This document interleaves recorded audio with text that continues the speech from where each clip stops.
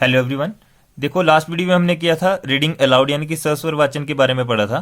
तो अब इसके बाद जो हमारे पास नेक्स्ट इसी में आएगा, इसी का है मेरिट्स, या फिर आप लिख सकते हो characteristics of loud reading. Merit हुआ गुण या फिर सस्वर वाचन के गुण, ठीक है, या फिर विशेषताएं भी आप इसको बोल सकते हो। तो इसमें देखो क्या आएगा, सबसे पहला पॉइंट क्या है हमारे पास, शुद्ध उच्चारण। देखो, शुद्ध उच्चारण से आप समझ गए कि आपने क्या करना है। जब भी आप किसी टॉपिक को पढ़ोगे तो आपका जो उच्चारण क्या होगा, बिल्कुल सही होना चाहिए, उसमें कोई भी त्रुटियां उसमें ना हो, तभी आपका क्या टॉपिक बिल्कुल सही चल सकता है। देखो, कई बार क्या होता है, जैसे बच्चे बोलते हैं, ठीक है, जैसे बोल रहे हैं कि उदाहरण के रूप में देख लो, शकल बोला उन्होंने, तो वो कुछ बच्चे के बोलते हैं उसको शकल बोल देते हैं, गृह को बोल देते हैं ग्रह बोल देते हैं। समान जैसे लिखो, समान मैं यहां पर बात करूं, देखो समान लिखा मैंने, तो उसको क्या बोल देते हैं, वो सामान बोल देते हैं, ठीक है। इस तरह के जब वर्ड्स हैं वो उनमें बिल्कुल भी मिस्टेक्स ना हो, ठीक है, उनको शुद्ध उच्चारण करना ही बच्चों को सिखाया जाए। शकल का शकल ही बोला जाए, शकल ना बोला जाए, या फिर शिक्षक को शिक्षक ना बोला जाए, सिर्फ शिक्षक ही बोला जाए। तो इस तरह के जो उदाहरण आप दे सकते हो, अपने हिसाब से लिख करके शुद्ध उच्चारण में क्या क्या बातें आ सकती हैं उसको आप लिख सकते हो।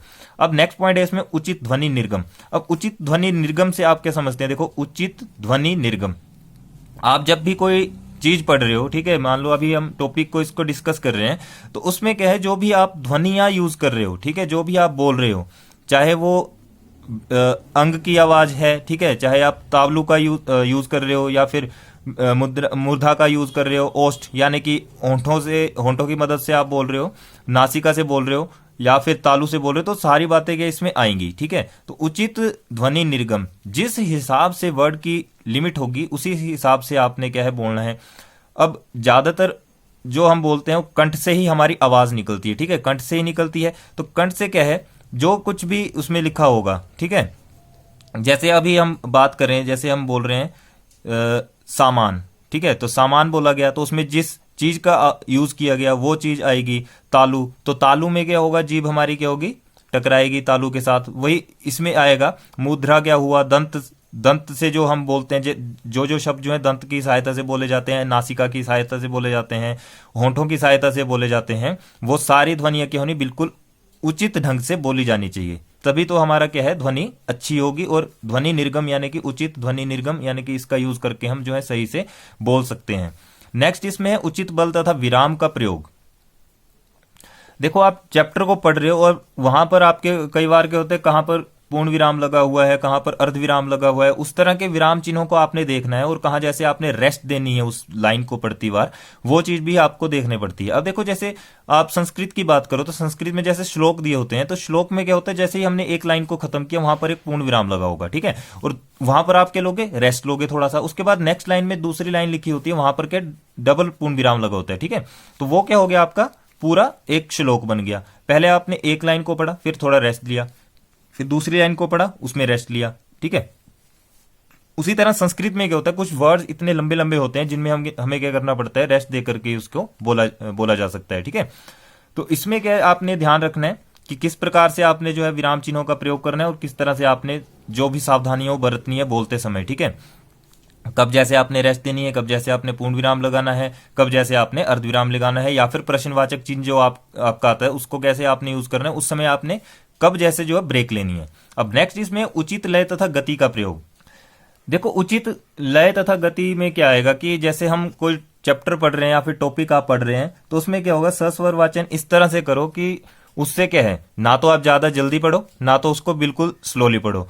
इस तरह से पढ़ो कि जो श्रोता आपको सुन रहा है, ठीक है, जो भी टीचर या फिर बच्चे आपको सुन रहे हैं क्लास में, वो उस चीज को जो है वो समझ सके। ऐसा ना हो कि आप पढ़ते जा रहे हो, ना तो आपको समझ आ रहा है, ना किसी टीचर को समझ आ रहा है, ना तो किसी बच्चे को वो चीज समझ आ रही है। आप फटाफट से उसको पढ़ते जा रहे हो, जैसे उचित लय तथा गति का प्रयोग इस तरह से पढ़ दिया तो उसका कोई फायदा नहीं है, क्योंकि जब तक आप धीरे धीरे उस चीज को नहीं पढ़ोगे तो आपकी क्लास में जो बच्चे बैठे हैं उनको वो चीज समझना नहीं आएगी, ना तो टीचर उसके बारे में एक्सप्लेन कर पाएगा, और जो पढ़ रहा होता है उसको भी वो चीज जो है वो अच्छे से समझ नहीं आती, ठीक है। अब उचित आव भाव को हम समझते हैं, तो इसमें आप अपने पॉइंट्स अपने हिसाब से लिख सकते हो, जितने भी तक पॉइंट की हमने किए तो उसको आप आराम से अपने हिसाब से लिख सकते हो।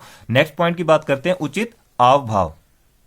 देखो, आव भाव से आप क्या समझते हो, जैसे आप चैप्टर पढ़ रहे हो, ठीक है, तो उसमें कई बार क्या होता है, कुछ आव भाव का भी हमें प्रयोग करना पड़ता है। देखो, जैसे कोई क्रोध की बात आई तो उस समय उस उस लाइन को जो है क्रोधित होकर ही बताया जाएगा, यानी कि उसको उस बिहेव से पढ़ा जाएगा। ठीक है, जैसे कि आपको जब टीचर समझा रहे होते हैं तो जहां पर हंसने की बात होती है, आपके टीचर क्या है उसको हंसी या मजाक से उसको उस चीज को बताते हैं। गुस्से वाली बात को गुस्से का उदाहरण देकर बताते हैं। श्रृंगार का भाव अलग से होता है, गुस्से का अलग से होता है। और जैसे मान लो आप जीत गए, ठीक है, वीरता का भाव जो है वो अलग से होगा।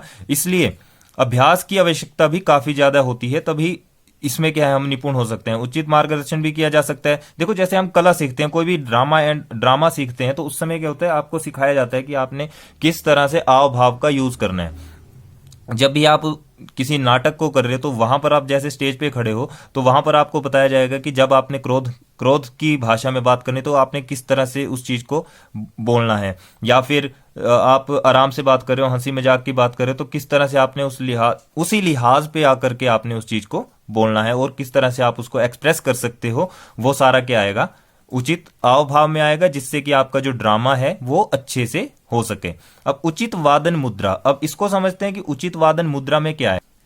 देखो उचित वादन मुद्रा से आप समझो कि जैसे अभी आप कुछ पढ़ रहे हो, ठीक है, तो या तो आप उस चीज को आप बैठ के पढ़ रहे हो या फिर खड़े होके पढ़ रहे हो, तो पढ़ने में कोई डिफरेंस नहीं है। लेकिन जो आपकी जब आप बैठ के पढ़ोगे तो आपकी जो रीढ़ की हड्डी है बिल्कुल सीधी होनी चाहिए। ठीक है, बिल्कुल सीधी होनी चाहिए। और जो आपकी डिस्टेंस है बुक का वो भी बिल्कुल नॉर्मल होना चाहिए। जिस हिसाब से आप रखते हैं उसको 1 फुट की उसकी दूरी होनी चाहिए। ठीक है, 1 फुट की दूरी होनी चाहिए, तभी आप उसको अच्छे से पढ़ सकते हो। क्योंकि देखो जब आप पढ़ते हो, अगर आप किताब को बड़ा पास ले आओगे तो वो क्या है, वो आपको अच्छे से अक्षर आपको दिखेंगे नहीं। ठीक है, लेकिन 1 फुट की दूरी आपकी जो है उसमें होनी ही चाहिए।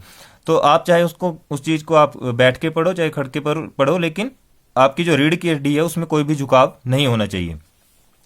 अब देखो जैसे इसमें आप पढ़ रहे हैं, ठीक है, तो पढ़ते समय क्या होता है, कई बार जो श्रोता होते हैं आपके, जैसे क्लास में जो भी बच्चे बैठे हैं, तो वो इस चीज को कैसे समझेंगे। देखो जैसे आपने क्लास में कोई भी टॉपिक पढ़ा तो उसमें क्या है, जैसे आपके टीचर सामने बैठे हैं तो आपने उन टीचर्स को भी देखना है, साथ में उन बच्चों को भी जो श्रोता है उनको उनकी तरफ भी आपने ध्यान देना है। ऐसा नहीं है कि इसको पढ़ते गए, ठीक है, चैप्टर पढ़ रहे हैं तो पढ़ते गए। अगर आपको लगता है कुछ आप अगर अपने हिसाब से समझाना चाहते हो तो श्रोताओं की तरफ देख करके, यानी कि जो ग्रुप में आपके क्लास के बच्चे बैठे हैं उनको देख करके भी आप जो इस चीज को बोल सकते हो। ठीक है, और आपकी जो जब भी आप पढ़ोगे तो आवाज आपकी क्या है, बिल्कुल अच्छे से होनी चाहिए। ऐसा नहीं कि आप पढ़ रहे हो और बिल्कुल आपकी आवाज के कम है। ठीक है, आवाज जो है उसमें भी दम होना चाहिए। आपको जो धीमी गति से नहीं पढ़ना, धीमी आवाज में नहीं पढ़ना है, उसको थोड़ा जोर से पढ़ना है। ठीक है, आवाज में क्या है, ऊंचाई होनी चाहिए, ऊंची आवाज में आपने उसको पढ़ना है।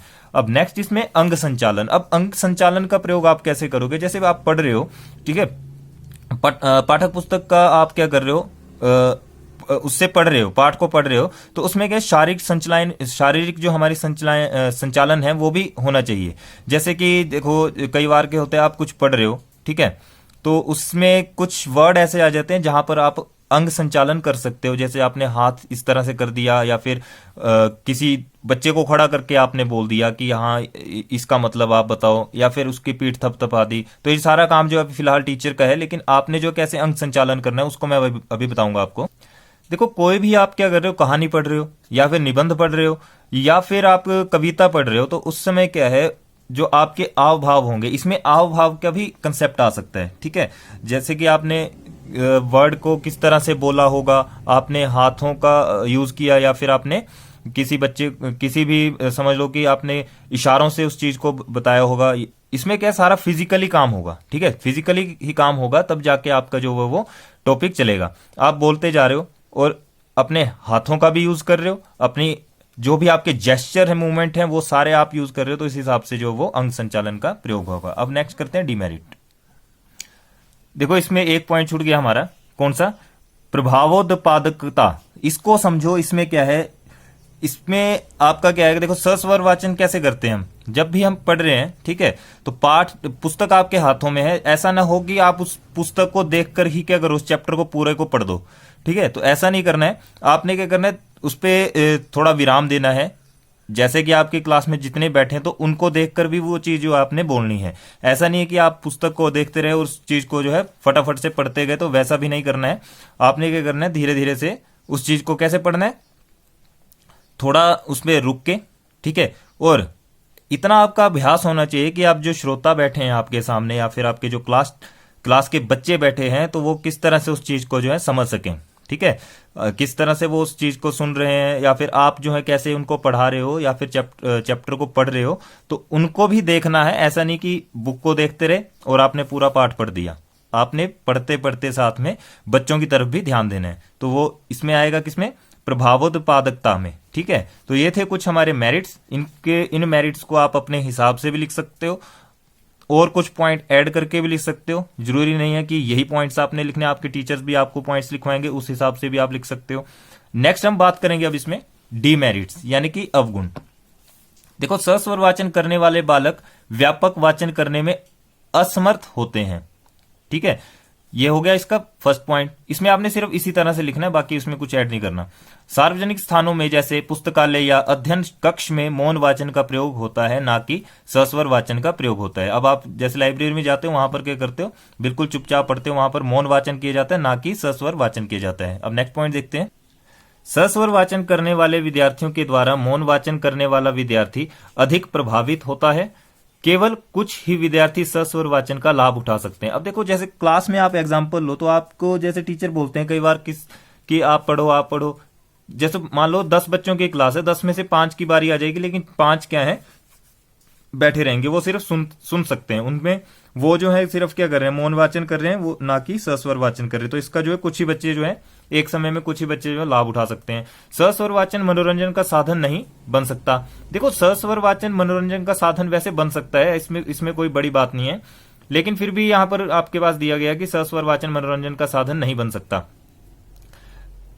इसमें क्या आएगा, देखो, अगर मैं बात करूं सस्वर वाचन मनोरंजन का साधन है, ठीक है, तो आप जैसे कोई भी कविता पढ़ रहे हो, कोई भी आप कॉमिक्स पढ़ रहे हो, या फिर हंसी मजाक की बातें कर रहे हो, चुटकुले पढ़ रहे हो, तो वो सारा जो है उसमें एड अप होता है, ठीक है। उससे क्या वो आनंद ले रहे हैं आप, ठीक है। लेकिन इससे आप भी सुन रहे हो और दूसरा व्यक्ति भी है आनंद ले रहा है। लेकिन कई बार क्या होता है, जैसे आपके घर में घर में आप पढ़ रहे हो उस चीज को, तो कई बार क्या होता है कि घर वाले इंटरेस्ट नहीं लेते, इसलिए ये पॉइंट जो है यूज किया गया कि सस्वर वाचन मनोरंजन का साधन नहीं बन सकता। तो ये था हमारा क्या, अलाउड रीडिंग। तो ये टॉपिक हमारा एंड होता है अभी, ठीक है। नेक्स्ट टॉपिक में हम बात करेंगे, नेक्स्ट वीडियो में हम बात करेंगे साइलेंट रीडिंग की या फिर मौन वाचन की हम बात करेंगे। तो इस वीडियो में इतना ही। अगर ये वीडियो आपको अच्छी लगी, प्लीज लाइक शेयर कमेंट जरूर करें, अपने फ्रेंड्स के साथ ज्यादा से ज्यादा शेयर करें। और अगर जिसने अभी तक चैनल को सब्सक्राइब नहीं किया, प्लीज चैनल को सब्सक्राइब कर लें, ताकि जो भी नेक्स्ट वीडियो आएगी उसकी नोटिफिकेशन आपको मिलती रहे। थैंक यू, मिलते हैं नेक्स्ट वीडियो में।